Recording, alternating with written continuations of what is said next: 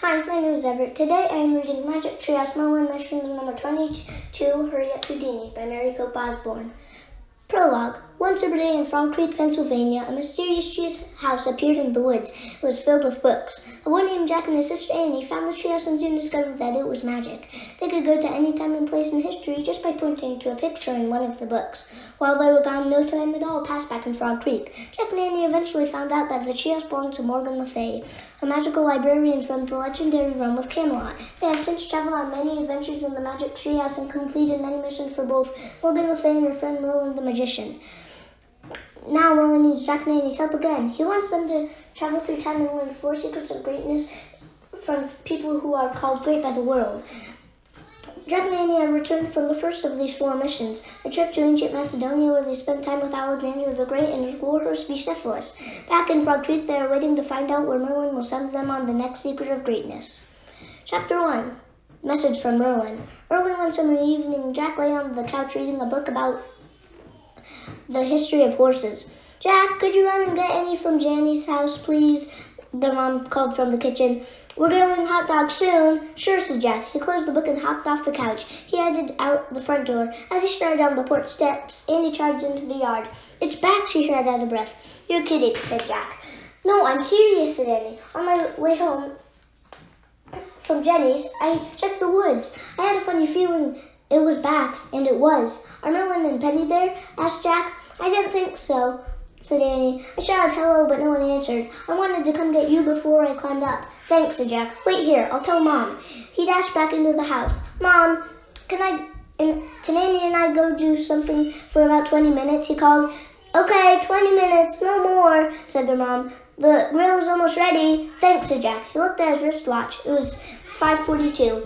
So they had to be back by 2 minutes after 6. He grabbed his backpack and hurried out of the house. Annie was waiting on the sidewalk. 20 minutes, no more," Jack called, running toward her. "No problem," said Annie, and they hurried up the sidewalk together. "I'll bet Merlin wants us to find another secret of greatness," said Jack. "I know," said Annie. "I can't wait." They crossed the street and headed into the Frog Creek woods. They ran between the shadowy light until they came to the tallest oak. "Merlin, Penny," Annie called. There was no answer. The woods were still, strangely still. Not a leaf moved. "Let's go up," said Jack. He grabbed the rope ladder and started climbing. Annie followed. When they scrambled into the treehouse, there was no sign of Merlin or Penny. "Not here," said Annie. "Nope," said Jack, "but everything else is." He pointed to a piece of paper lying on the floor in the corner. On the paper he'd written the secret of greatness they'd learned on their last mission: humility. Sitting on top of the paper were 2 things: a small gold ring and a tiny bottle. Annie picked up the ring and held it out to Jack. "The ring of truth," she said. "You get to wear it this time." "Thanks," said Jack. He took the gold ring and slipped it onto his finger. "Just make sure you keep checking it to see if it's glowing," said Annie. "Don't worry, I will," said Jack. According to Merlin, the ring of truth would glow only when Jack and Annie have discovered a true secret of greatness. Annie picked up the tiny bottle. She and Jack stared at its swirling contents. "Wow," she breathed. "Merlin's magic mist." Jack repeated the words from Camelot's magician. "Mist gathered at the first light on the first day of the new moon on the Isle of Avalon." "Good memory," said Annie. "Who wouldn't remember that?" said Jack. "If we take a sniff, we can become great in whatever we can. If we take a sniff, we can be great at anything we choose for an hour." "That's so cool," said Annie. "Yeah," said Jack. He had loved becoming a great horse trainer, and on their last mission, "I wonder what talent we'll have this time, and where we'll go." Annie pointed at a booklet that was lying in the shadows. She picked it up and handed it to Jack. "Coney Island, I think," she said. Jack read the title. "Coney Island, isn't that in New York?" Annie said. "Yep, look, there's a note inside," said Jack. He pulled out a piece of paper from the booklet. He read aloud. "Dear Jack and Annie, thank you for successfully completing your first mission to find a secret of greatness. Now on your new mission, I would like you to learn a secret secret, this time from the great Houdini. From the great Houdini." And, "Oh man, the great Houdini," said Jack. "What did he do?" said Annie. "Dad told me about him," said Jack. "He could escape from anything: chains, ropes, locks, handcuffs, prisons. He was amazing." "Was he a criminal?" said Annie. Jack laughed. "No, he was a performer, the greatest escape artist who ever lived. he said. He performed his act all over the world. I can't believe we're actually going to meet him. So where do we find a person like that? Asked Danny. Coney Island, said Jack, holding up the booklet. Oh yeah, duh, said Danny. So make the wish and let's go. Okay, said Jack. He put Merlin's message and the magic mist into his backpack. Then he pointed to the words Coney Island on the booklet. I wish we could go there. The wind started to blow. The trio started to spin. It spun faster and faster, then everything was still. Absolutely still. Chapter 2. My Treat. Jack heard people laughing and shouting. A brass band was playing a lively tune. He and Annie looked out the window. The tree outside landed in a cluster of trees. High above the trees were towers, turrets, domes, and spires. Are those castles? Asked Annie. Did we land in the Middle Ages? Definitely not, said Jack. Look at our clothes. In the dim light inside the treehouse, Jack could see that he was wearing knee-length pants, a long-sleeved shirt, high socks, and lace-up boots. His backpack was now a leather bag. You're right, said Annie. She was wearing a sailor dress and a pair of boots. These are like the clothes we wore when we went to San Francisco. Yep, and in the early 1900s, said Jack. He reached into one of his pockets and took out a watch and a chain. Look, I have a pocket watch now instead of a wristwatch. And from the other pocket, Jack pulled out a handful of coins, a bunch of pennies. Just pennies, that's all, said Annie. Don't worry, said Jack. I once read that a penny in 1900 was worth the same as a quarter in our time. Cool, we're rich, said Annie with a laugh. Here, take some, said Jack. He gave Annie half of his handful of coins. Thanks, said Annie. She dropped the pennies into the pocket of her dress. Okay, let's find out what's going on here. She headed down the ladder. Jack slung his bag over his shoulder and followed her. Jack and Annie stepped down into a walled garden lit by a string of tiny lights. They walked together down a pebbled path over a small bridge that crossed a brook. Then they came to a wooden gate with a sign that said, Thanks for visiting the Japanese tea garden. We landed in the Japanese tea garden, said Jack. What's that about? Keep going, said Annie. She opened the gate and then stepped from the shadowy garden into a bright open space. Wow, they said together. Beneath the turrets and towers, thousands of electric lights lit up the evening sky. A big band played on a raised platform near a lake. Men in white suits and women in long white dresses strolled down a broad avenue. Children dressed like Jack and Annie started about, shouting and pointing at different attractions. A trip to the moon, mountain torrent, Kansas cyclone. The air smelled of salt water, roasting nuts, and popcorn. Vendors shouted, Step right up, world's greatest ice cream, strawberry, vanilla, world's greatest pink lemonade, world's greatest hot dogs. What is this place? Said Annie. Jack opened his booklet and read, Located in southern Brooklyn in New York City, Coney Island is actually a peninsula, a piece of land nearly surrounded by water. Coney Island is world famous for its dazzling amusement parks. Of course, I understand, said Jack. We landed in an amusement park. I love it, said Annie. Let's go get a hot dog. No, we better not, said Jack. We should get our Houdini tickets first. Let's see if the guide says anything about him. He opened their booklet and thumbed through the pages. Houdini. He ran his fingers down the page. Hey, here's an ad for a show. Jack read aloud. Don't miss the great Houdini, Henderson's Music Hall, Surf Avenue, June 22nd, 1908, 9 p.m. Oh, wow, said Annie. Our tourist booklet must be from 1908, and I bet Merlin wants us to see the Houdini at Henderson's Music Hall. Excuse me, she called to a couple strolling by. Is today by any chance June 22nd, 1908? The woman laughed. It is indeed, she said. Thanks, said Annie. Jack pulled out his pocket watch. It's 6:40 right now, he said. Oh, we have tons of time, said Annie. Come on, let's get a hot dog. No, said Jack. I think we should get our tickets first. We have over 2 hours, Annie interrupted. It doesn't take long to eat a hot dog. My treat. It doesn't take... She grabbed Jack and pulled him toward the hot dog stand. Okay, said Jack, sighing. Actually, the smells coming from the hot dog stand were pretty wonderful. How much? Annie said to a girl grilling hot dogs on a portable stove. 3 cents each, the girl answered, or 2 for a nickel. No problem. 2, please, said Annie. She counted out 5 pennies and gave them to the girl. The girl wrapped 2 hot dogs in white bread and loaded them with relish. She passed them to Jack and Annie. Jack took a giant bite. Delicious, he said with his mouth full. It's greatest hot dog in the world. Annie nodded. Ooh, greatest, she said, her mouth full too. Then, when they finished eating, they wiped their mouths with a handkerchief from Jack's pocket. Okay, let's get our Houdini tickets now, he said. Wait, we still have time for ice cream, said Annie. They have strawberry, your favorite. Ice cream, said Jack. It'll just take 2 minutes, said Annie. The greatest in the world, remember? Okay, my treat, said Jack. Yay, thanks, said Annie. They hurried to the window of a small ice cream shop. 2 cones for strawberry, said Jack. 4 cents, the ice cream man said. Jack handed over 4 pennies. The man scooped strawberry ice cream into two sweet-smelling waffle cones and handed them to Jack. Jack and Annie ate their ice cream as they strolled up the dazzling avenue, passing different rides and attractions. Trip to the moon, a young man shouted at them. Get your tickets here. Been there, said Jack. Done that, said Annie. A boy in a fur parka rolled by in a unicycle. Ticket for a submarine ride, he yelled to Jack and Annie. We're departing for the North Pole soon. Been there, said Annie. Done that, said Jack. Kansas cyclone, a girl shouted from the entrance of a large tent. Come inside to get blown away. Been there.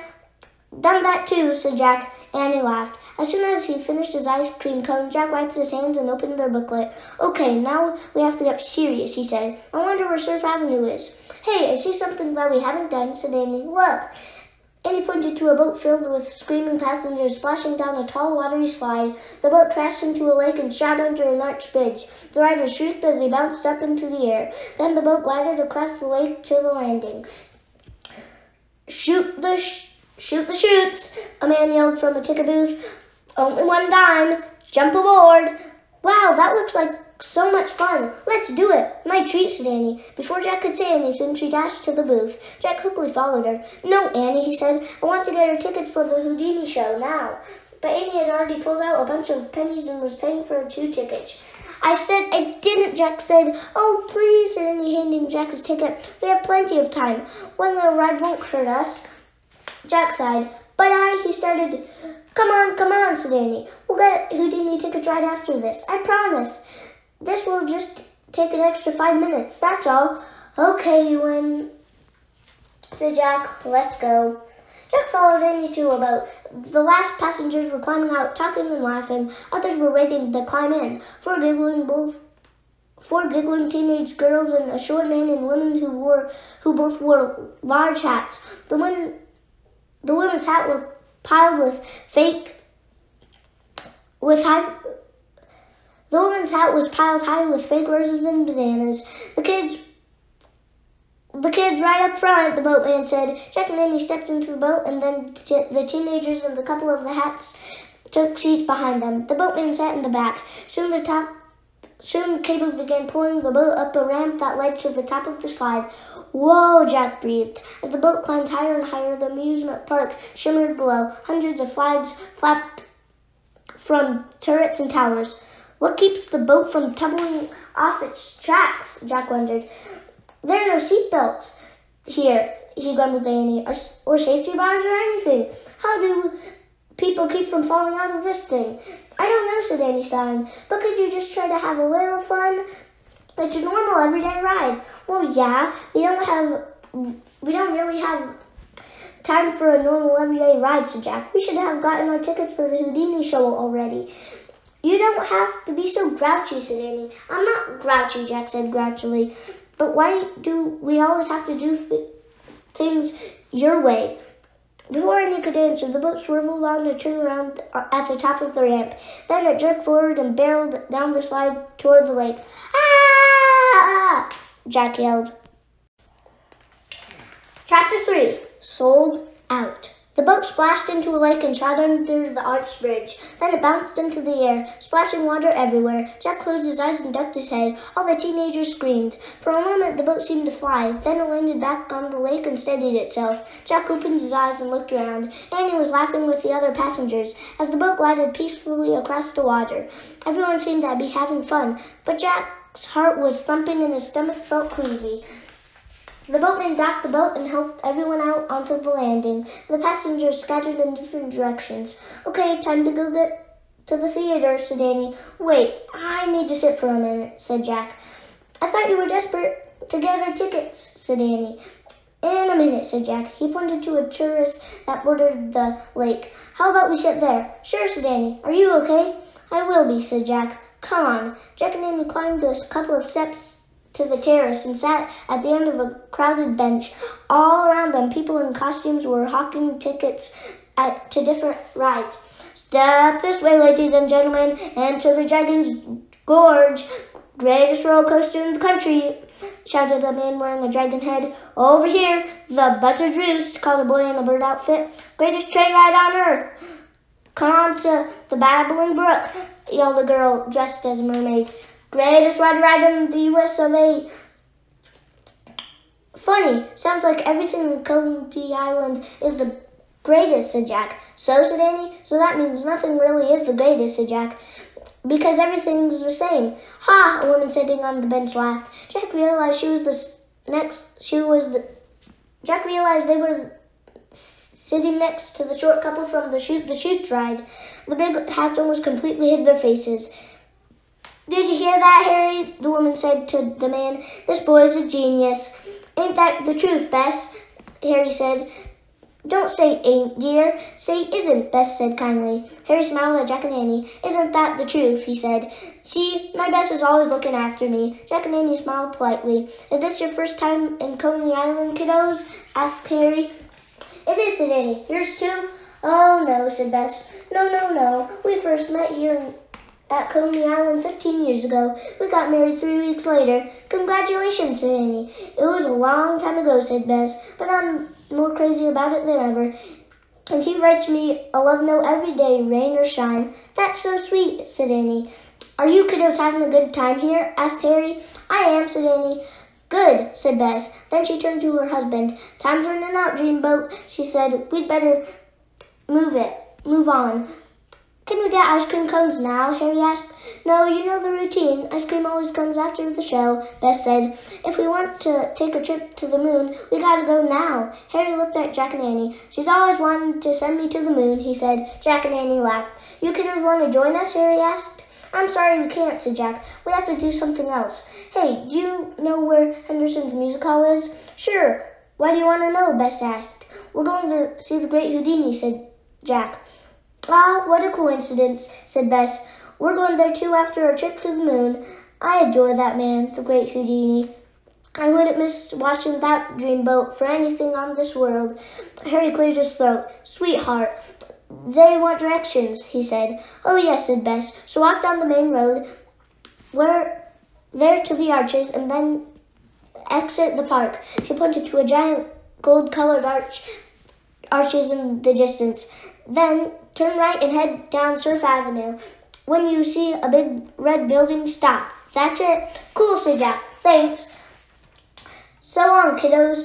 Maybe we'll see you later at the Great Houdini show," said Harry. "And when you watch the show, remember," said Bess, "even though everything can be the greatest, sometimes what folks call great really is great." Harry laughed. He tipped his straw hat to Jack and Annie, and he and Bess walked away. "I like them," said Annie. "Me too," said Jack. He stood up. Talking with the cheerful couple had made him feel better. "Okay, let's go get our tickets." Finally, Jack and Annie stepped down from the chairs and walked up the broad avenue toward the arches. At the arches, they passed ticket sellers sitting in red chariots. "Hurry back to Luna Park," one shouted. "We will, don't worry," said Annie. Jack and Annie left Luna Park and stepped onto Surf Avenue. "Bess said to go right," said Jack. As Jack and Annie started up the crowded sidewalks, they passed horses and buggies and old-timey cars. The warm summer night was filled with the sounds of hooves clomping and horns honking. "Auga! Auga!" There it is, said Jack. He pointed to a large red building with a green trim. A big sign over the awning said, Henderson's. A huge crowd of people had lined up on the sidewalk in front of the theater. Oh man, look at that line, said Jack. This is why I wanted to be here early. Jack and Annie ran to the end of the line. There, some teenagers were joking and pushing each other around. Is that the line to buy tickets? Asked Annie. Nah, this is for folks who got theirs already. Like us, said a tough-looking kid. So scram. Forget it, said Jack. He pulled Annie along. We have to find the box office. At the front of the theater was a chalkboard that read, Magic Tonight, 8:15, the band Beamy Brothers, 9 o'clock, the Great Houdini. Tickets here. Jack hurried to a window beside the chalkboard. He was surprised there was no line. Excuse me, he said, trying to get the attention of the ticket seller. She was talking to a man inside the office. You're not listening to me, Mrs. Crenshaw, the man shouted. It is the end of the world. I'm telling you that they'll destroy the theater. Excuse me, said Jack again in a louder voice. We'd like to buy too. They'll start a riot. They'll tear the seats apart, the man shouted. Mercy, mercy, my heart. He clutched his chest and nearly collapsed. Should you get help? Annie asked. Mrs. Crenshaw looked down at Annie and Jack and shook her head. No, dear, Mrs. Dewey will be fine, she said. She rolled her eyes. Yes, get help, please, Mr. Dewey croaked, wiping his brow with a handkerchief. Find me a new opening act. Oh, what? Said Annie. The band Beamy Brothers ran off, said Mr. Dewey. I caught them red-handed, stealing from the box office. That sounds terrible, said Annie. You have no idea, Missy, cried Mr. Dewey. They're the opening act for the Great Houdini. He wiped his sweaty face again. The hooligans in the crowd will go crazy if the curtain is late. I should have gone into the shoe business instead of the show business. Jack felt sorry for the men, but he really wanted to get their... Jack felt sorry for the man, but he really didn't care about the Beamy Brothers. He just wanted tickets for the Great Houdini. Excuse me, she said to Mrs. Crenshaw. We'd like to buy 2 tickets for the big show, the one with the Great Houdini. Sorry, kids, didn't you read that? Mrs. Crenshaw said. She pointed to a sign on the window. The sign read, Sold Out. Oh, no, we didn't see that, said Annie. You're sold out, said Jack. Yes, yelled Mr. Dewey. We sold out an hour ago. SOLDOUT. So it's a full house with no opening act. Go away now, please. We got problems, big problems. And with that, Mr. Dewey slammed the box office window shut. Chapter 4. Okay, goodbye. Sold out, Jack said to Annie. An hour ago? I know, you were right. I was wrong, Annie said quickly. We should have come earlier. Jack just stared at her. I'm sorry, said Annie, making a face. Really, she looked around. So do you think anyone in line would sell us their tickets? Not in a million years, said Jack. I can't believe this. How can we meet Houdini now? And learn the secret of greatness. We'll figure something out, said Annie. We always do. Don't worry, let's think. She pulled on her braids and bit her lip as she stared at the window of the box office. Jack couldn't get over his frustration. I just can't believe this, he said. Maybe this is the secret of greatness. Don't listen to your sister. Buy your tickets ahead of time. He held up his hand and wiggled his finger. Afraid the ring of truth isn't glowing, he said. Too bad. Wait a minute, said Annie. Doesn't this remember you of the time we went to Shakespeare's theater in London and the 2 actors didn't show up for the play?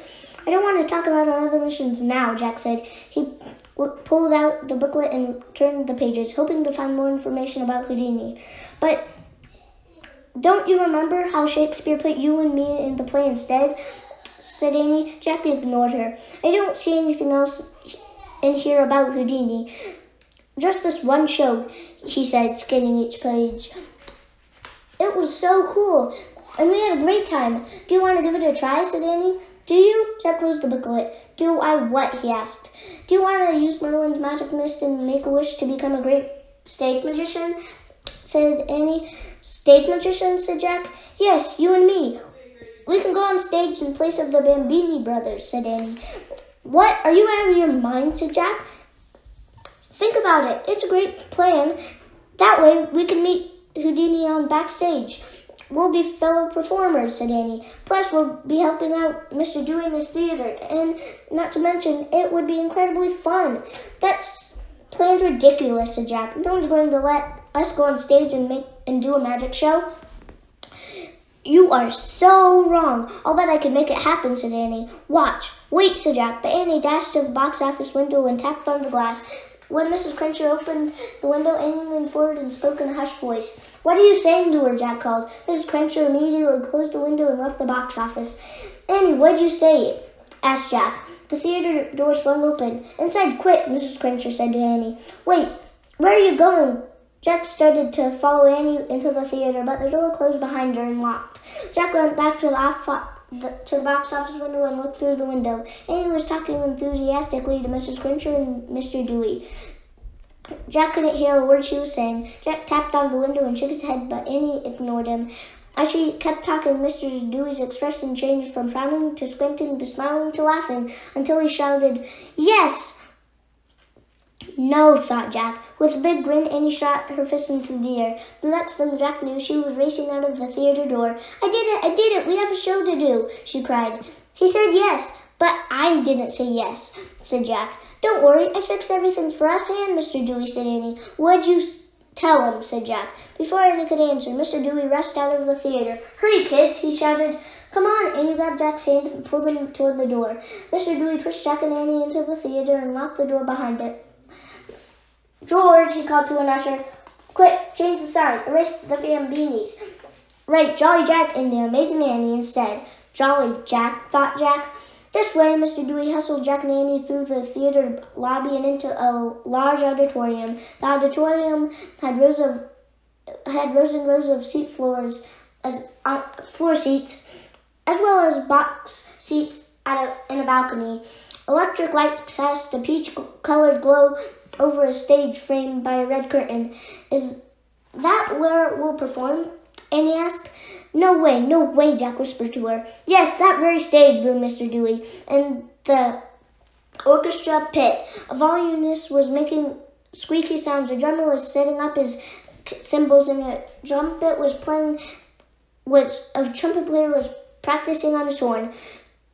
Do they play tonight? Said Annie. For the Houdini show, said Mr. Dewey. But if you like, I'm sure they can accompany your routine too.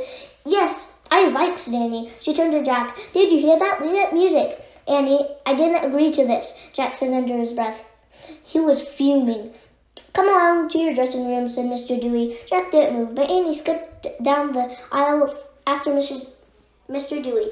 I didn't agree, Jack yelled from the back of the auditorium. The clashing cymbals drowned out his voice. Annie, come back, he yelled louder. But Annie followed Mr. Dewey through the door to the backstage arena. Darn her, said Jack, and he hurried down the aisle. He slipped through the door and marched backstage and stepped into an empty hallway. Where did she go? Jack muttered. He heard voices and walked down the hall to the backstage area, where he found Mr. Dewey talking to a bald man with a clipboard. There he is, said Annie, pointing to Jack. Meet Jolly Jack, Mr. Dewey said to the bald man. Other half of a famous brother and sister, Team Jolly Jack and the Amazing Annie. These little kids are filling in for the Bambini brothers tonight, the bald man asked. These little kids are filling in for the Bambini brothers, the bald man asked. We're not so little, said Annie, and we've been stage magicians for years. Excuse me, my sister's made a mistake. We can't do this, said Jack. We don't have any costumes. We don't have anything.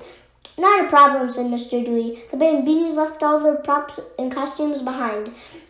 See? Annie said to Jack. But, started Jack, I'm turning you over to Mr. Wilson, our stage manager now, said Mr. Dewey. Good luck. I have to tell Mrs. Cruncher to open the doors and let the hordes inside. The show will go on. Mr. Dewey then disappeared down the hall. You kids better know what you're doing, said Mr. Wilson, shaking his head. Saturday night crowds can be pretty wild. Don't worry, Annie said with a grin. Our magic act can get pretty wild too. Jack couldn't believe her. She had completely taken over the whole mission. Mr. Wilson laughed. Good, he said. I'm glad you're so confident, Amazing Annie. Come with me. Your dressing room is next to Mr. Houdini's. Cool. Is Mr. Houdini here now? Annie asked as they followed Mr. Wilson. Nope, he won't be here for before 8:30, said Mr. Wilson. He led them down the hallway and opened the door. Here you go. The stage manager waved Jack and Annie into a small room. See, the Beanies left behind all their stuff. Use anything you need. You can wear these costumes too. Both guys were kind of short. It all looks great, said Annie. On the dressing table were wands, cards, silver rings the size of dinner plates, 2 hats, tied bows, and white gloves. Strewn on a chair were tuxedos, shirts, and vests. Oh, wow, look, said Annie. On the floor were 2 cages. One held 3 white rabbits, the other held 2 white doves. They're so cute, said Annie. What are they doing here? They're part of the act, said Mr. Wilson. He looked puzzled.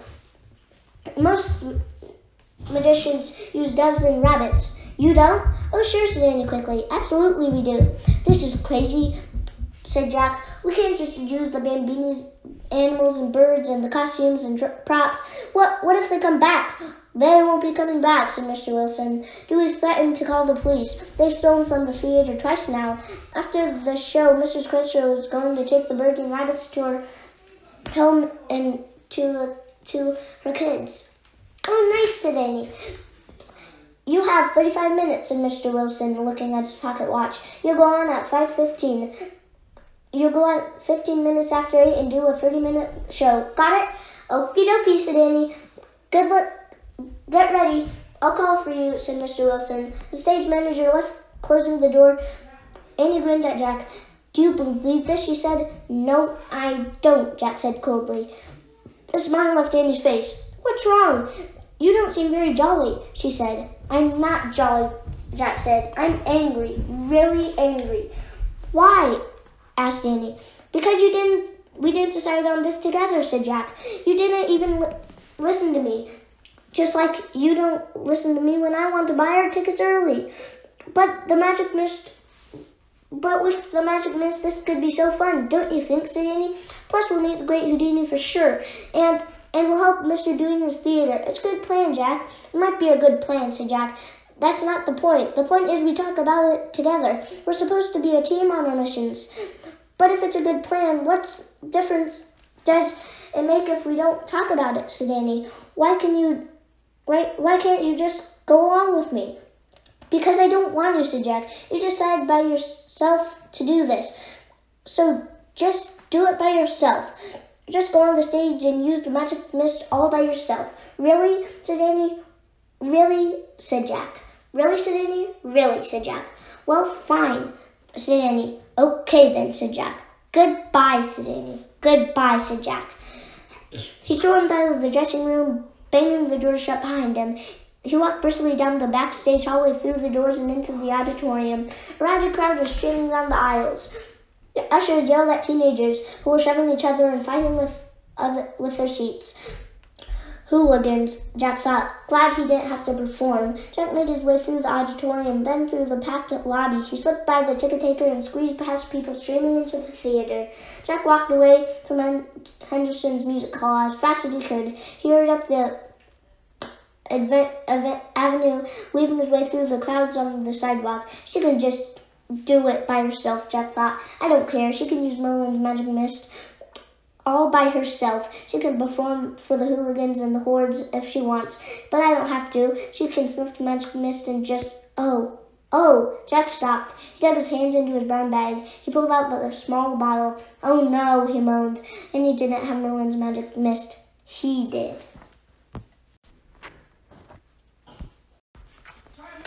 Chapter 5. Together. Jack whirled around and started back up Surf Avenue. The sidewalk was so crowded he had to jump off the curb into the street and trot alongside the old tiny cars and the horses and buggies. When Jack reached the theater, people were still making their way inside. He squeezed through the crowd, trying not to push anyone too hard. Excuse me, he said. He tried to sneak past his way. He tried to sneak his way past the ticket taker, but the man grabbed him. Ticket, Sonny. I don't have a ticket, said Jack. I just need to get backstage fast. Beat it, kid, said the ticket taker. Wait, said Jack. He pointed to the chalkboard announcing their act. I'm Jolly Jack, see? I don't see nothing jolly about you, said the ticket seller. Beat it now or I'll call the cops. Next. Jack backed away from the door. He pulled out his pocket watch. It was 10 minutes to 8. Annie had to go on at 8:15. He paced up and down the sidewalk, desperately looking for another entrance. There must be a door somewhere that leads backstage, he thought. He peered down the long alley beside the theater. The alleys were dark except for the glow of light from high windows above a row of garbage cans. Jack hurried down the valley. A rat skittered out from behind the can. Jack kept going until he rounded the corner. He found the back entrance, but when he tried the handle, it was locked. He banged and banged on the door, but no one answered. The windows, Jack thought. He hurried back into the alley. To reach the row of windows, he had to step from a packing crate onto top of a garbage can. Jack stood on his toes and looked through a lit window. He saw a hallway, but no one was there. He carefully stepped from one garbage can to the other until he reached the next window. He looked through the glass and into the Bambini's dressing room. He saw Annie dressed in an oversized tuxedo. She was staring at a piece of paper. Jack pounded up on the window. "Annie! Annie!" he shouted, panting. When Annie saw him, her face lit up. "Hi!" she yelled. She put down the paper and jumped onto the chair. She lifted a latch and then pushed the window up. "Thanks for coming back," she cried. "I am so sorry, Jack." "Don't worry about it," he said. "Are you coming in?" asked Annie. "Yeah, hold on," said Jack. Jack jumped down and picked up a packing crate. He placed it on top of the garbage can. Then he carefully climbed onto the can and the crate. Clutching the windowsill, he hoisted himself through the window, and he helped him step down onto the chair and then onto the floor. Jack reached into his bag and pulled out the small bottle. "You'll need this before you go on stage," he said, out of breath. Mist gathered at the first light on the first day of the new moon on the Isle of Avalon.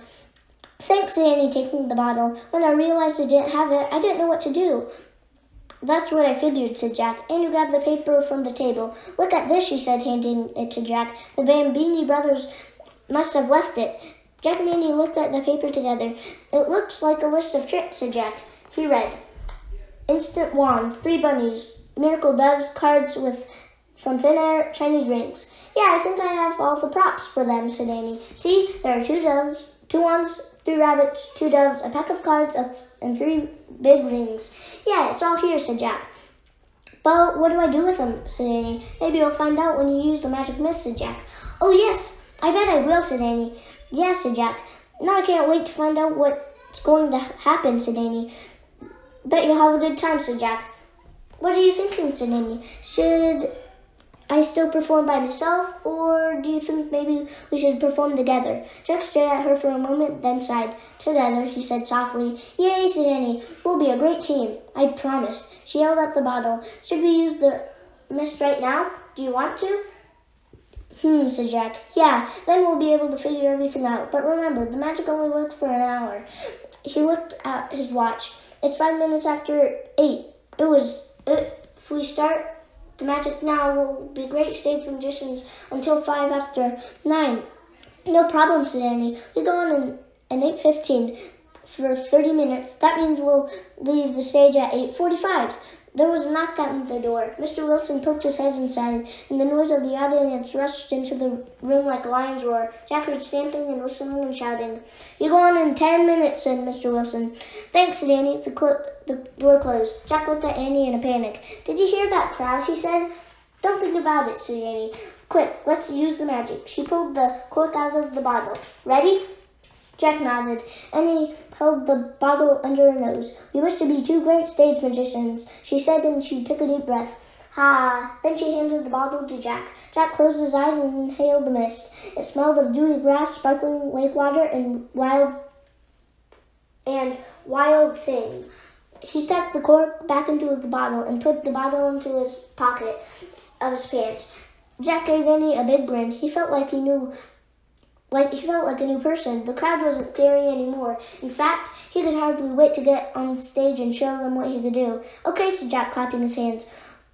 "I better put my costume on." He grabbed the extra tuxedo and slipped behind a dressing curtain. As he changed into his clothes, Jack realized that everything was slightly too big, but it didn't bother him. Not at all. He rolled up his pants and cuffs of his sleeves of his shirt and jacket, and then stepped out behind the curtain. "You look just like a real magician," said Annie. "Of course," said Jack, looking in the mirror and straightening his tie bow.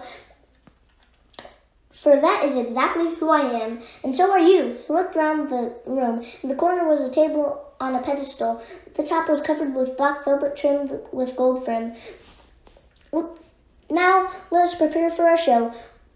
First we'll put the rabbits and doves in the hidden compartments of the table," she said. "Yep," said Annie. "No problem." Jack and Annie began preparing their props, quietly and expertly, as if they'd done it 1,000 times before. But Jack picked up a rabbit cage and set it on the table. He pressed a small trapdoor in the middle of a velvet-covered tabletop, and the door flapped down.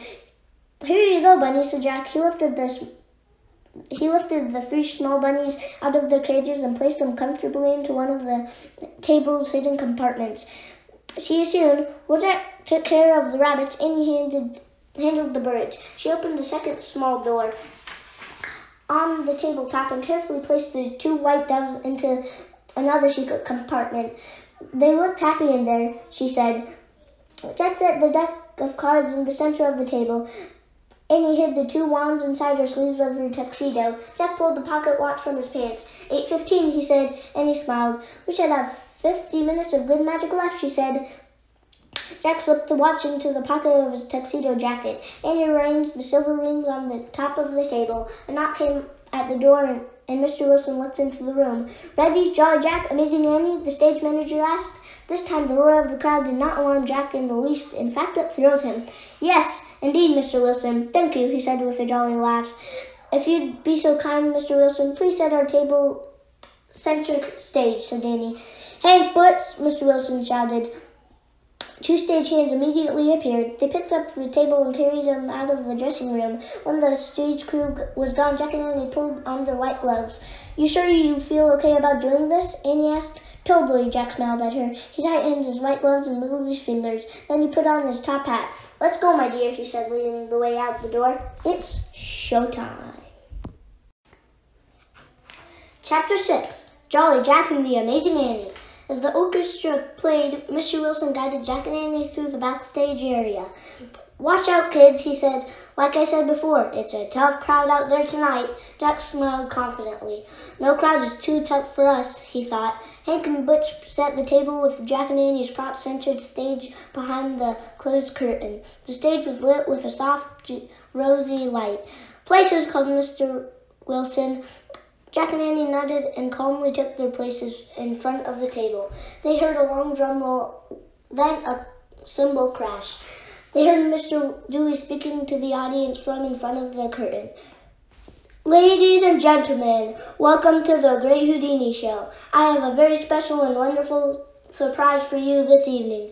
As you may know, the Bambini brothers were scheduled to be our opening act, but instead it will be our great good fortune to welcome a truly remarkable pair of young illusionists. These master magicians have performed in theaters all over the world, and tonight they are here to perform for you. Ladies and gentlemen, I give you Jolly Jack and the Amazing Annie." A trumpet blasted. The curtain rose and the crowd clapped and whistled as Jack and Annie stepped into a yellow spotlight. Looking out at the audience, Jack chuckled like a seasoned performer. His heart pounded, but not with fear. It pounded with an excitement that made him want to do his best. "Good evening, friends," Jack shouted over the applause. "They call me Jolly Jack because nothing brings me greater joy than entertaining folks like you. And they call my sister Amazing Annie because—" Jack held out his gloved hand toward Annie. "I love to amaze you with my amazing ability to amaze you," Annie shouted. The cymbals crashed. The crowd laughed. "Do not let our youthful appearance fool you," Annie went on. "My brother and I have traveled the globe to discover mysteries both ancient and modern." Jack took off his top hat and turned it to the crowd. "I direct your attention to my hat," he said. "As you can see, the inside is quite ordinary, but strange things happen with this hat, especially when I touch it with a wand given to us by an Arabian princess." Jack looked around. "Oh dear, I seem to have forgotten my wand." And he stepped forward. She swept her right hand in front of her.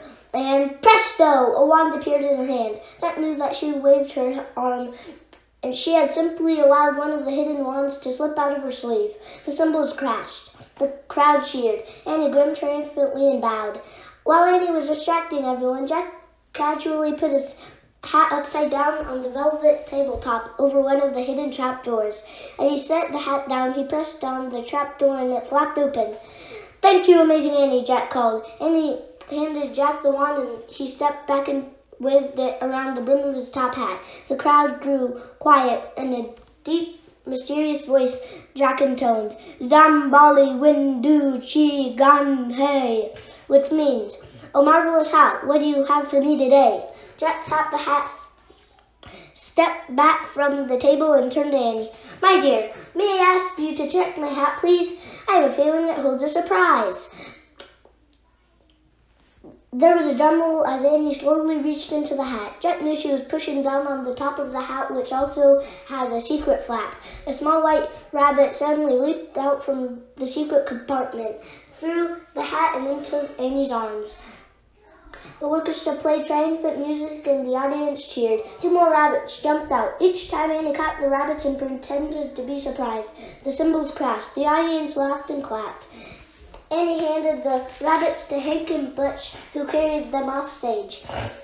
Then she took off her own hat. "Ladies and gentlemen," she shouted, "as you can see, my hat is as empty as my brother's was." She showed the inside of the hat to the audience. "But it also holds wonders." Annie set her hat on the table beside Jack's, placing it on top of the second hidden door. "Oh, I'm going to need another wand," she said. This time she swept her left arm in front of her, and presto, the second wand appeared in her hand. As the crowd applauded, Annie waved the wand over her hat. In a strange voice she said, "Zumbali hula hula hee hoo hey," which means, "A wondrous hat, send new friends our way." Jack reached into the hat and pushed down on the secret flap, then gently lifted out a dove. As the crowd cheered and clapped, he reached in again and took out the second dove. Jack handed the birds to Annie. They perched on her fingers as she lifted her hands in the air. The birds flapped their wings, bowing to the audience. The cymbals crashed. The crowd cheered and clapped. While Annie distracted the crowd with the birds, Jack scooped the deck of cards off the table and stepped into the shadows. Behind his back, he divided the deck equally. Then he hid the 2 halves in the palms of his hands, and he gave the doves to Hank and Butch. Then she turned to the crowd. "I believe my brother has something to share with you now," Annie shouted. "Jolly Jack?" Jack took Annie's place in the spotlight. "Are there any card players in the house?" he called. Many in the audience raised their hands. Some laughed loudly and teased each other. "Well then, my friends," said Jack, "my strong advice to you tonight is never play cards with a magician." As he spoke, he secretly gripped the edge of the card stacks in his right hand. Using his thumb, he expertly inched the top card up until it was just behind his finger. All the while, Jack kept talking. "But oddly, some folks are foolish enough to challenge me to a game. Therefore, I don't travel anywhere without a deck. But I prefer that my cards remain invisible until I am ready to use them." Jack then raised his hands and flipped the card, pretending to pluck it from the air. Audience gasped. Cymbals crashed. "Of course you can't play a card game with just only one card," Jack said. He reached into the air with his left hand. "Oh, good. Here's another, and another, and another." The drum pounded his drums each time Jack appeared to snatch a card from the air. He produced card after card. "What's this? Another, another." Finally he said, "My goodness, I seem to have gathered an entire deck. Who wants to play a game?" The cymbals crashed. The crowd cheered and Jack bowed. And he stepped into the spotlight holding the 3 large rings. "Once upon a time in a palace in China, we learned the ancient art of magic rings," she said. Jack knew that one of the rings had a tiny opening in it. Annie hid the opening between her thumb and index finger so no one could see it. "These are 3 solid rings," Annie told the crowd. "There is no way on earth to link them together." She banged the rings against one another, making a show of trying to fit them together. Each time she failed. Jack stepped forward. "But deep in the palace of the emperor," he said, "a Chinese sage taught us a magical song." Jack waved his hand over the first ring and sang, Hong, hong, hong, hong. Annie banged the rings together again. This time she slipped the solid rings through the hidden opening in the other ring. Her hands moved so swiftly no one could see what she was doing. Once again, the magic song has worked, she shouted, holding up the 3 connected rings. The cymbals crashed. As the crowd applauded, Annie easily disconnected the rings. Then she tossed the 2 solid ones into the air. When they came down, she caught them so they slipped perfectly through the tiny opening of the 3rd ring. Annie held up the connected rings and the orchestra played triumphant music. As she bowed, the audience clapped and cheered wildly. Jack joined her in the spotlight. You have been most agreeable and welcoming tonight, he shouted. We will think of you fondly for years to come, but now we must leave you. During intermission, you can prepare your minds and nerves in anticipation of the most amazing escape artist of all time, the great Houdini. Trumpets sounded. Everyone cheered and stamped their feet. Jack and Annie each bowed with a flourish. They raised their top hats to the crowd. Then, laughing and waving, they ran off stage and the curtain came down. Chapter 7. Hurry Up, Houdini. Well, my dear, said Annie, we did it. We were brilliant, said Jack. Smiling, they pulled off their white gloves and grabbed their top hats. Hank and Butch quickly appeared and carried away their table and props. Good show, they said. Thanks, guys, said Jack, pulling off his bow tie. What time is it? Annie asked. Jack pulled out his pocket watch. 8:48, he said. Our timing was perfect. We even have 17 minutes of magic left over, and Houdini should be in his dressing room now since he goes on at 9, said Annie. While we're still great magicians, should we try to talk to him, maybe even show him a trick or 2? Yes, said Jack. Jack and Annie hurried off stage. When they reached the dressing room, they found Mr. Dewey outside Houdini's door. He was pacing up and down, wringing his hands. He's not here, he cried. He's not here. Who? Said Jack. Houdini? Said Annie. Who else? Shouted Mr. Dewey. He's not here. Not here. Where is he? What happened to him? Asked Jack. Who knows? Cried Mr. Dewey. All I know is that this is a disaster. The hooligans will demand their money back and probably tear the theater apart. I am facing ruin, disgrace. All is lost. The stage door banged open, and Mr. Wilson rushed in. No sign of him outside, boss, he said. Oh, Wilson, cried Mr. Dewey. We're doomed. Mr. Wilson nodded grimly. Jack looked at his pocket watch. 10 to 9, he said. He could still make it here in time. Mr. Dewey raised his arms in the air as if calling out to Houdini wherever he was. Hurry up, Houdini! Hurry up, he cried. Then he buried his head in his hands. Oh, brother, thought Jack. Mr. Dewey was nuts. But where was Houdini? He and Annie needed him too, or else they'd never learn the secret of greatness from him. Listen, kids, if he's not here at 9, you'll have to go back on stage, Mr. Wilson said to Jack and Annie.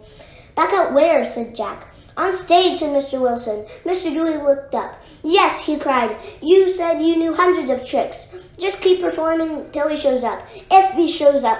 Hold the crowd till he comes. Hold him if he doesn't come. Save me. I'll pay you. No, you don't need to do that, said Annie.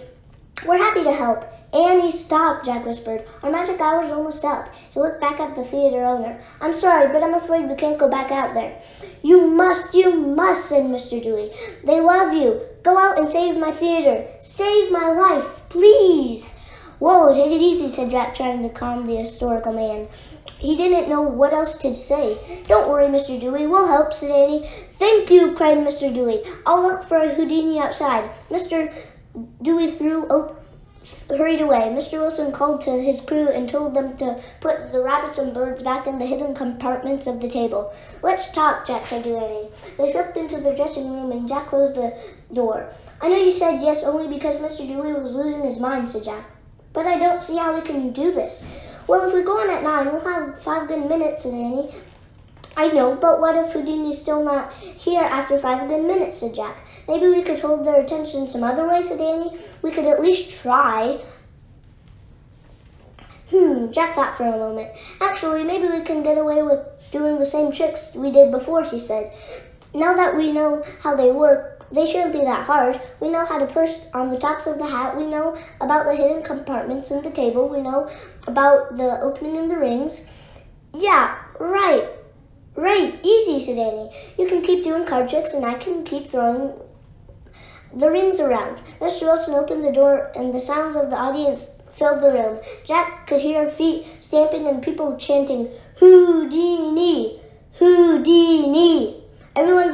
Everything's back on stage, said Mr. Wilson. Ready to tame the lions? Jack still felt confident from being a great magician. Showtime, he said. No problem, said Annie. Jack and Annie left the dressing room and followed Mr. Wilson through the backstage area. Dewey's out on the avenue looking for Houdini, said Mr. Wilson. Take your places and I'll pull the curtain. Jack and Annie strode to the stage and stood in front of the table. Jack looked at his pocket watch. It was 9 o'clock. The curtain rose to great fanfare. The audience clapped and cheered. It took a moment for everyone to realize they were looking at Jack and Annie again. After a sudden silence, some people started booing and hissing. Jack stepped forward. He tipped his hat and laughed his jolly laugh. What a terrible surprise! Eh? He shouted. You didn't know Jolly Jack is the secret identity of the great Houdini, did you? More booing and hissing. Seriously, folks, I understand your disappointment, said Jack, but the world's greatest magician is appearing himself backstage right now to give you the best show you've ever had. So please, allow Jolly Jack and the amazing Annie to entertain you for a few more minutes. The audience quieted down, but then someone yelled, We want Houdini! Take it outside, pal, said Jack. So do we. The audience laughed. Jack turned to Annie. The wand, sister dear. Annie expertly dropped the wand down her sleeve and into her hand. The cymbals crashed, but this time there wasn't much applause. Annie gave the wand to Jack. As he placed the hat over the hidden compartment on the table, he secretly pushed down on the trap door. Jack then waved the wand around the brim of the hat. He opened his mouth to speak, but suddenly, horribly, he couldn't think of anything to say. Holding the wand in midair, Jack turned to Annie. She looked confused too. Their hour of being great magicians had ended. The magic was over. Some people yelled from the audience. Jack felt embarrassed and self-conscious. He couldn't believe that he was trying to perform magic in front of a gazillion people. It was like a nightmare. He couldn't speak or move. Annie rushed over. She reached into Jack's hat and pushed down on the top. Out jumped the rabbits. 1, 2, 3. But this time Annie didn't catch them and they jumped onto the floor and hopped around the stage. The audience laughed and booed. Annie put her hat over the second trapdoor and pushed down on the top.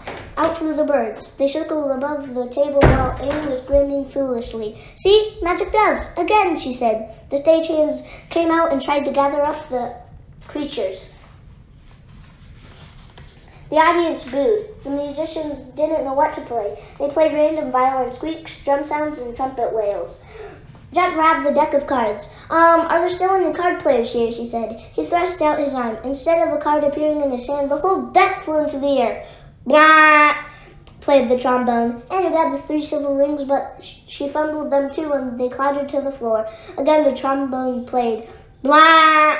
The audience laughter and booing had turned into shouting. Houdini! Houdini! People stamped their feet. Mr. Wilson yelled from the wings. Different tricks, kid. Do something new. Jack was desperate to leave the stage. He grabbed Annie by the arm. Let's get out of here, he said. Wait, she said, squinting out into the crowd. Listen. Jack heard people yelling. Hurrah! Then he heard cheers and clapping. Has Houdini arrived? Jack wondered. The audience clapped and chanted louder than ever. Houdini! Houdini! Mr. Dewey was leading a man and a woman from the aisle toward the stage. The woman's hat was piled high with bananas and roses.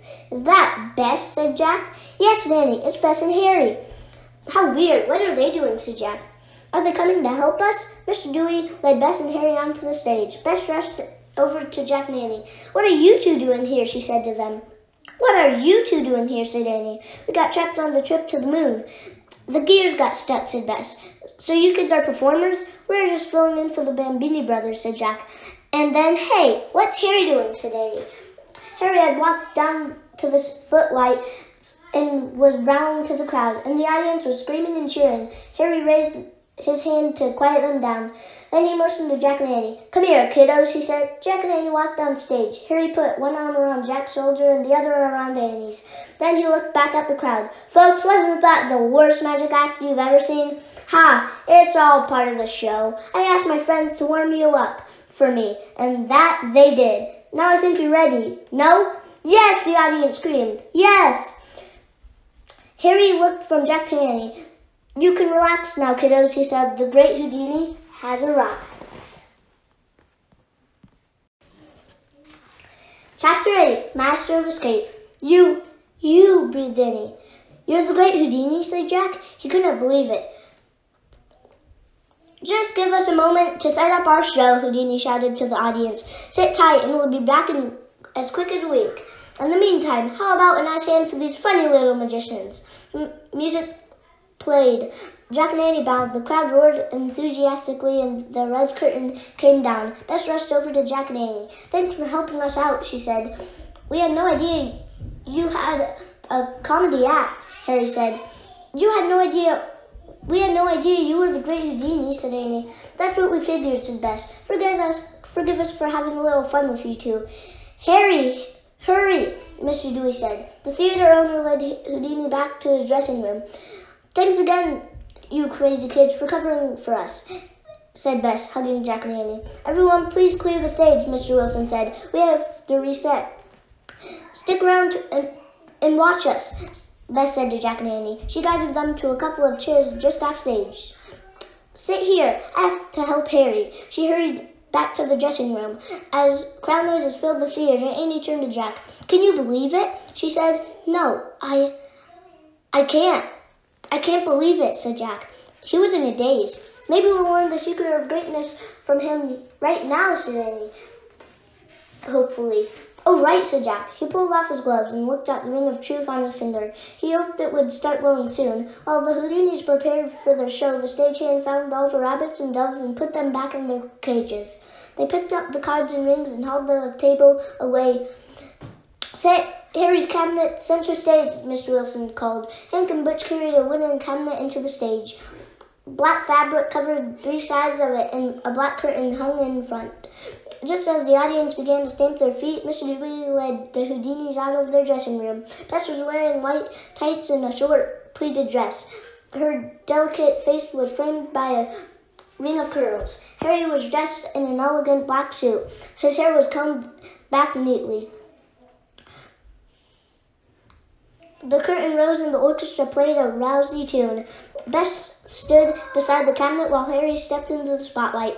For a long moment, she gazed intensely at the audience. When the noises of the crowd grew quiet, he spoke in a voice that carried all the way back to the end of the theater. "Ladies and gentlemen, I, Harry Houdini, would like to make a bet with you. I'll bet $1,000 that no lock that can hold me captive tonight. They don't call me Master of Escape for nothing." From that moment on, Harry was the Master of Escape. As the orchestra played, he performed easily with humor and confidence. Several times during his act, he invited volunteers on stage to make sure all the locks were securely locked and all the knots were tightly tied. During his first trick, Houdini asked the audience volunteers to check 3 pairs of handcuffs that Bess had locked around his wrists. Then he stepped inside his cabinet. Bess closed the black curtain. "Let's count to 10 together," she called to the crowd. Everyone counted. 1, 2, 3. On the count of 10, Houdini threw open the curtain, his handcuffs dangling from his hands. Jack and Annie gasped. "How did he do that?" Jack said. Harry did the trick again with a new level of difficulty. This time, Bess not only locked cuffs around Houdini's wrists, she also wrapped chains around his ankles and secured them with padlocks. Again, the excited volunteers made certain that all the locks were truly locked. When the black curtain closed, Bess asked everyone to count again. On the count of 10, Harry threw open the curtain, freed from his shackles and handcuffs. The crowd clapped and cheered. "And now," he said, "the Master of Escape will share with you his most thrilling and dangerous escape to date." Houdini dashed off stage. The orchestra played scary-sounding music as Hank and Butch brought out a huge milk can and placed it inside the cabinet. Audience members whispered to each other as the stagehand filled the giant can with buckets of water. Harry then reappeared dressed in an old-fashioned black bathing suit. Bess put 3 pairs of handcuffs around his wrist again. After volunteers checked the locks, Houdini climbed inside the milk can. Jack and Amy stood up to watch. Houdini lowered himself from the water until he was completely inside the can. Water splashed over the sides. Bess then closed the lid, padlocked it, and pulled the black curtain. While the can was out of sight, the orchestra played tick-tock, tick-tock. Jack could hardly breathe as 1 minute went by. 2. Someone in the audience cried out with alarm. How does Harry keep from drowning? Jack wondered anxiously. How can he undo handcuffs in such a tight space? Suddenly, Houdini threw back the curtain. He was standing in front of the milk can, dripping wet. He had escaped again. He stepped to the side and pointed to the lid of the can. It was still locked firmly in place. Bess brought Harry a red robe and the audience cheered. The orchestra played triumphant music. The whole time Houdini had been performing his tricks, Jack had listened carefully to every word he said. Ladies and gentlemen, my brain is the key that sets me free. Ladies and gentlemen, my chief task is to conquer fear. Ladies and gentlemen, an old trick is in a new dress is always a pleasant change. Every time Houdini said something that sounded meaningful, Jack checked the ring of truth. He kept hoping that some of the great secrets would be revealed. No matter what Harry said, the gold ring didn't glow. After the milk can trick, the stage crew replaced the cane with a steamer trunk. Finally, for old time's sake, I close with the act that first made me famous, said Houdini. The drummer played a drum roll. Then Houdini shouted, the world-famous organization Metamorphosis in 3 seconds. For this amazing feat, I will share the spotlight with one and only, Mrs. Houdini. Harry took Bess's hand and she curtsied for the crowd. Years ago, I met this beautiful gal right here in Coney Island, said Houdini. I love her with all my heart, but now she must become my prisoner. The audience laughed as the stagehand brought out a short, thick rope. Harry quickly tied Bess's hands behind her back. Dear one, I must now ask you to step into this bag. Bess stepped into a large canvas bag, and Houdini tied the bag at the top. With Hank and Butch's help, Houdini lifted Bess into the steamer trunk that had been placed inside the cabinet. When Hank and Butch closed the trunk, wrapped it with a rope, and locked it with a padlock, after volunteers checked to see that the trunk was securely bound and locked, Houdini shouted, Behold, a miracle. Remaining inside the cabinet with the trunk, Harry closed the back curtain as the audience watched and waited. 3 loud claps rang out from behind the curtain. The curtain was thrown open. Bess stood in front of the ropes and locked trunk completely. Bess stood in front of the rope and locked trunk completely free. She quickly cut the rope around the trunk, unlocked the padlocks, untied the sack, and out jumped the great Houdini. Everyone leaped to their feet, applauding and roaring, Bravo! Bravo! Jack and Annie clapped and shouted with them as the Houdinis bowed again and again. Ladies and gentlemen, let me assure you that I have shown you no supernatural powers. Tonight, Harry Houdini said. Please know that magic is all tricks. Everything you saw tonight was illusion. And Harry Houdini is the greatest master of escape. And Harry Houdini is the greatest master of illusion in the world, Jack thought.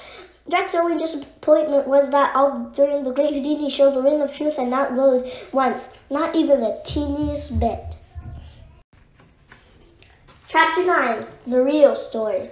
After the curtain closed, Jack could hear the joyful crowd leaving the theater. Mr. Dewey, Mr. Wilson, Butch, Hank, and Butch rushed from the wings to congratulate the Houdinis. Mr. Dewey actually went down on his knees to thank them. You have made my audience very happy, he exclaimed. And when my audience is happy, I am happy too. Great show, great show. Man, he's really lost it, said Jack. Annie laughed. Come on, I want to tell them great show too, she said. But as Jack and Annie started toward the Houdinis, some teenagers boys rushed on stage ahead of them. Sorry, boys, said Mr. Wilson, stepping between the boys and the Houdinis. Mr. Houdini is exhausted from his magnificent performance. You'll have to buy a ticket and come back again. Come on, Harry, let's get you two out of here, Mr. Dewey said. As Mr. Dewey whisked Harry and Bess backstage. Jack and Annie followed them. Mr. Julian ushered the couple into their dressing room.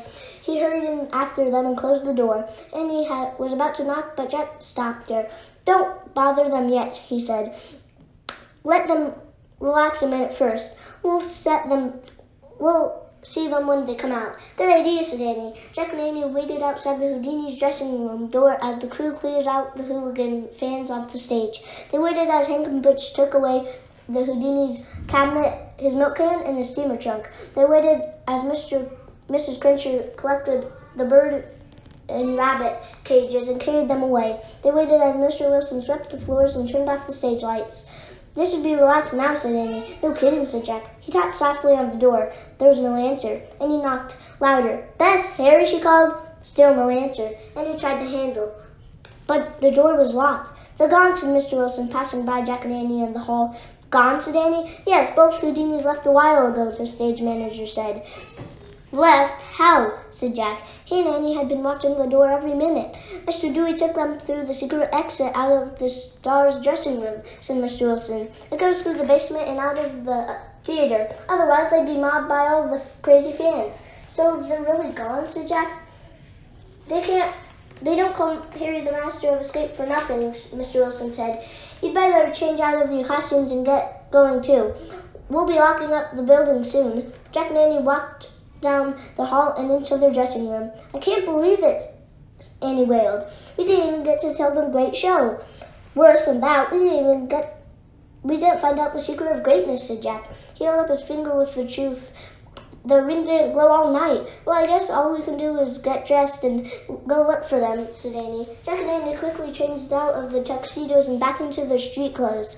Jack grabbed his backpack and put his watch in the pocket of his pants. "Come on, hurry," said Annie.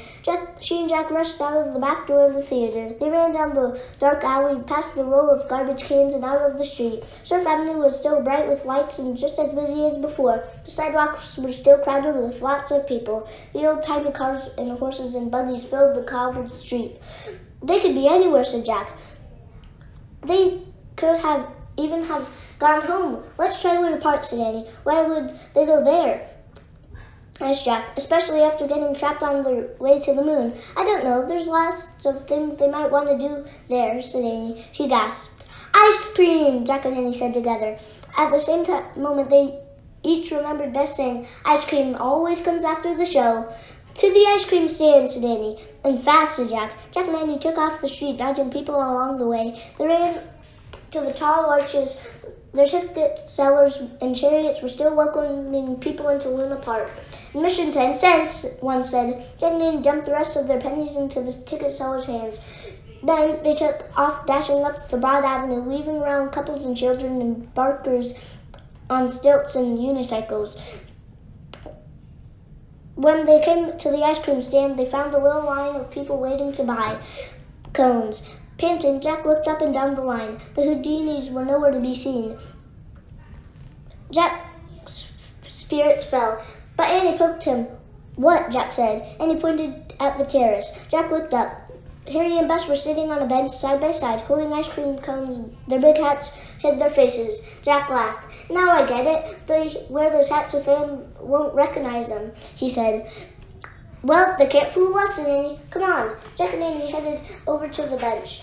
When they were close, Annie put her finger to her lips. Jack understood what she meant. Without greeting Harry or Bess, Jack and Annie sat down next to them. "Great ice cream, huh?" said Annie. "Great," said Bess, not looking up. "Would you call it the greatest in the world?" asked Jack. Tilting her head, Bess peeked out from under the brim of her hat. She laughed loudly. "Hey, Harry, look!" she exclaimed. "It's our little friends."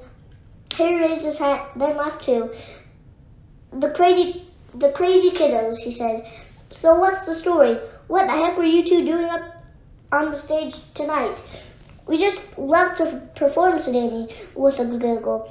"We just love to make fools of ourselves," said Jack. "Making a fool of yourself is a brave thing to do," Harry said, smiling. "That's what Aristotle once told us," said Annie. "More or less." Jack glanced at the ring of truth. It wasn't glowing. "Mr. Houdini!" someone said. A man stood in front of the bench. He started to clap. "Oh dear," murmured Bess. You were unbelievable tonight, the man said. I never saw anything like what you did. Other people turned to look. Then they recognized Harry too and began gathering in front of the bench, telling him how great he was. Harry finished his ice cream cone. Then he stood up and started shaking hands with his admirers. Bess shook her head and sighed. He's always nice to people, she said to Jack and Annie, no matter how tired he is. Harry's fans kept asking questions. How did you do it? How did you escape those handcuffs? How did you get out of that milk can? First of all, let me assure you again that I have no supernatural power, said Harry. It's all illusion. These skills just came easily to me. Always have. I remember when I was a kid. Jack looked at the Ring of Truth. Nothing. That's not the real story, Bess said quietly to Jack and Annie. Her eyes twinkled. What's the real story? Annie asked her. Harry always worked very, very hard, she said. He's worked all of his life. When he was a little boy, he sold newspapers and flowers.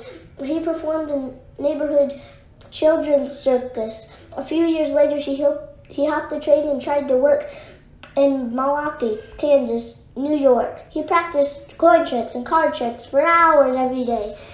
He read every book he could find about magic.